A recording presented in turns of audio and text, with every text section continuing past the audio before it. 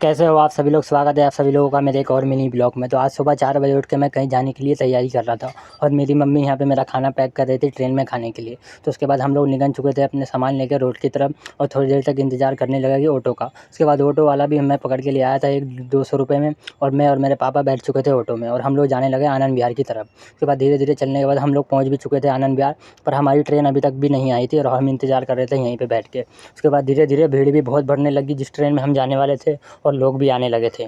पर हमारी ट्रेन का अभी तक कोई अता पता नहीं था। लेट हो चुकी थी यहीं पे आधे घंटे और हम तब तक इंतज़ार ही कर रहे थे सब लोगों का। फिर हमारी ट्रेन का आने का टाइम भी हो चुका था। फिर मैं जाके झाँक के देखा तो ट्रेन भी आ चुकी थी हमारी और हम लाइन में खड़े हो चुके थे। उसके बाद हम ट्रेन के अंदर बैठ गए सब लोग।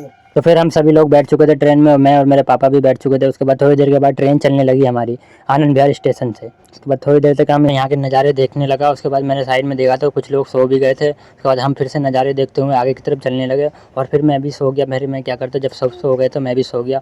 उसके बाद हम उठे एक ही बार शाम के टाइम में उठ के देखा तो बहुत ज़्यादा भीड़ हो चुकी थी यहाँ पे और सब लोग लाइन लगा के खड़े हुए थे बैठने के लिए, पर जगह नहीं था किसी के पास। हमारे तो स्लीपर सीट था, इस वजह से हमें सीट मिल चुकी थी क्योंकि हमने अपनी बुकिंग पहले ही करा ली थी। उसके बाद इधर से उधर मैं घूमने लगा। उसके बाद एक नदी आ गई, उसके बाद उसको देखते हुए आगे की तरफ जाने लगे। उसके बाद शाम के टाइम में और भी ज़्यादा भीड़ हो चुकी थी। आज के मिनी ब्लॉग में बस इतना ही। वीडियो पसंद आए तो लाइक और सब्सक्राइब करें प्लीज़।